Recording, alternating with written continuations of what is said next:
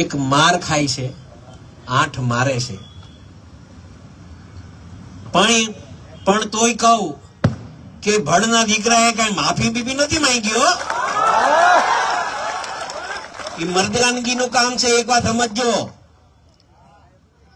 મારવું અને માર ખાવું ને એ બે મર્દાનગીનું કામ છે.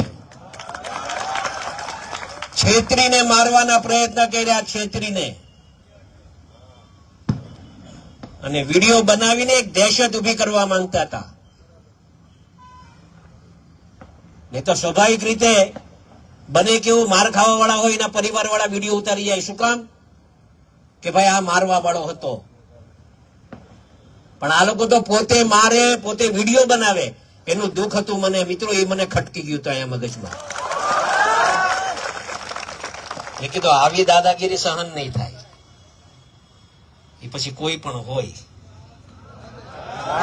એ પછી કોઈ પણ હોય, એવી દાદાગીરી નહીં. ને મિત્રો આવો તો કેટલાય નવનીતભાઈ પણ કેટલાય અવારનવાર ક્યારેક બનતું હોય. પણ અમારા ધ્યાન ઉપર જયારે આ વાત આવી છે ને, ત્યારે કોઈ દિવસ અમારા સોલંકી પરિવારે પાછી નથી કરી. આ બહુ સ્પષ્ટ વાત છે, કોઈ બીજી વાત નથી. અમારે અગાઉ પણ આ વાત કરી હતી, આજે પણ ફરીથી આ વાત કરું છું. અહીંયા જેટલા યુવાનો આવ્યા છે ને, ખાસ ધ્યાનમાં રાખજો, ક્યારેય અન્યાય સહન નહીં કરતા. આપણે કોઈ પર અન્યાય નથી કરવો, પણ અન્યાય સહન કરવું ને એ બહુ મોટું પાપ છે.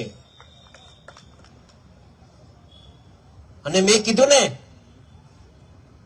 કે આ જે રીતે આખા ગુજરાતભરમાં મિત્રો આપણે સાચા હતા, આપણો સમાજ સાચો હતો, નવનીત સાચો હતો.